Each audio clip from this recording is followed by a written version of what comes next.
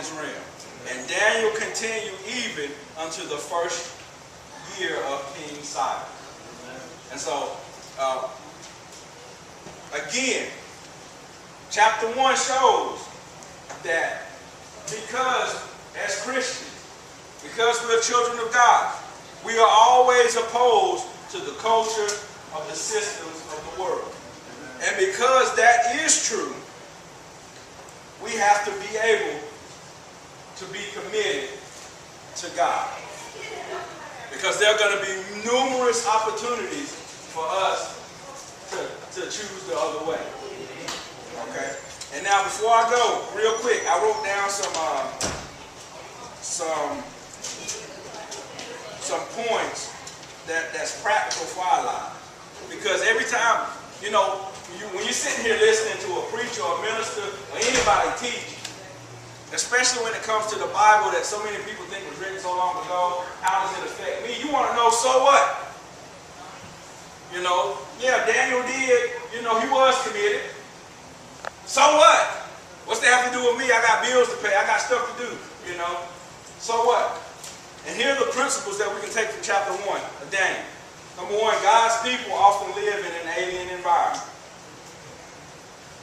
Number 2, remnant people are always a minority. And because we are people of God, we're going to always be in the minority.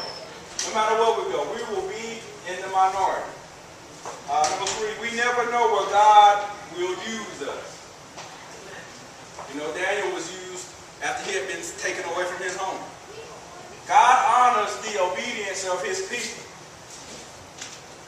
And believers must obey even when they are tempted to disobey.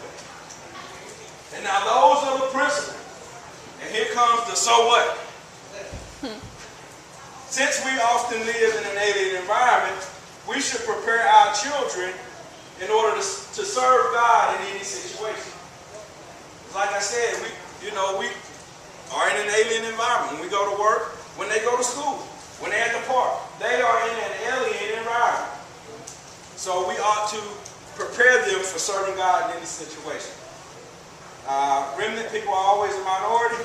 Therefore, we must learn to resist evil when it seems innocent and without major consequences.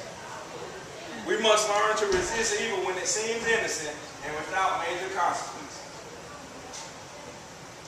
Third, when we never know what God will use us, therefore, we must know when and how to say no.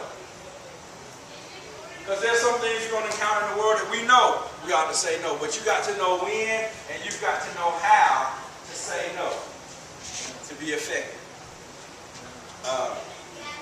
God honors the obedience of his people.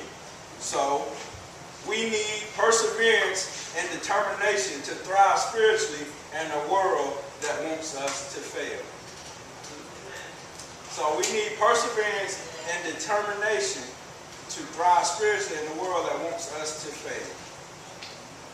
And so that is basically the message of Daniel chapter 1. And I hope that these principles and applications can be used and meditated on in such a way that they will give us help in our lives. And that's the amazing thing about the Word of God.